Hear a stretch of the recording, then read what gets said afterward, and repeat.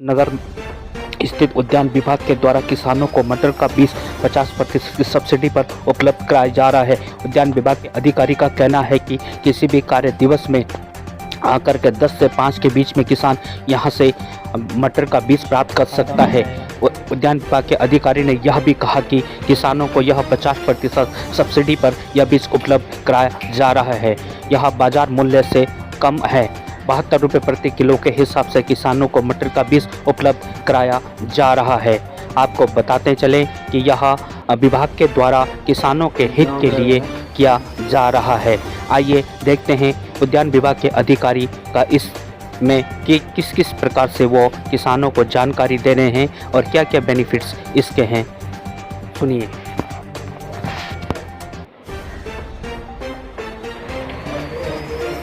देखिए भाई साहब, इसमें अभी बरसात के बाद काश्तकार द्वारा यहाँ पे मटर की खेती की जाती है 2 जगह पर, एक विकास नगर और एक सहसपुर में। तो हमारे पास विकास नगर सेंटर में पर्याप्त मात्रा में बीज है। मैं अपील भी करना चाहता हूँ आपके माध्यम से कि जो जिला योजना के अंतर्गत 50% राशि सहायता पर हमारे यहाँ बीज उपलब्ध है। अधिक से अधिक किसानों ने इसका लाभ लेना चाहिए। जो हम यहाँ पे 72 रुपये 72 रुपीज़ पर केजी के हिसाब से लगभग हम उनको दे रहे हैं। यही बीज आपको मार्केट में 150 रुपये करीब के मिल रहा है। तो मैं काश्तकारों से ज़्यादा ये बताना चाहूँगा कि हमारे पास पर्याप्त मात्रा में बीज उपलब्ध है। आप किसी भी कार्य दिवस पर 10 बजे से लेकर के 5 बजे तक अपनी आवश्यकता अनुसार हमारे यहाँ से पहले पाव के आसमान से जैसे कि सर, जैसे कि खेती काश्तकार किसान जो है खेती करते हैं, प्राकृतिक आपदा के कारण कभी उनका फसल को नुकसान पहुंचता है, तो उसके संरक्षित के लिए क्या किसानों को करना चाहिए?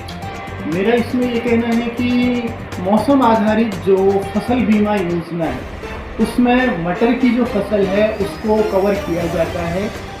मटर की फसल लगाने के साथ काश्तकारों के द्वारा इसमें बीमा योजना में भी उसको रजिस्टर्ड करा करके अपनी फसल को उन्होंने एक कवर अप के अंदर लेना चाहिए, ताकि उनको कल के दिन कोई प्राकृतिक आपदा हो तो उससे नुकसान से वो बच सके।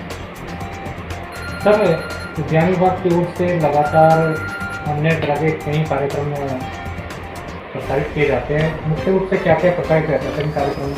उद्यान द्वारा प्रथम रूप पे जो हमारा है कि बाग बगीचों के बढ़ावे के लिए कार्य किया जाता है। हम सबसे पहले बगीचों के और उद्यानों के निर्माण के लिए 50% राशि सहायता पर पेड़ों और खाद पानी आदि की उपलब्ध कराई जाती है।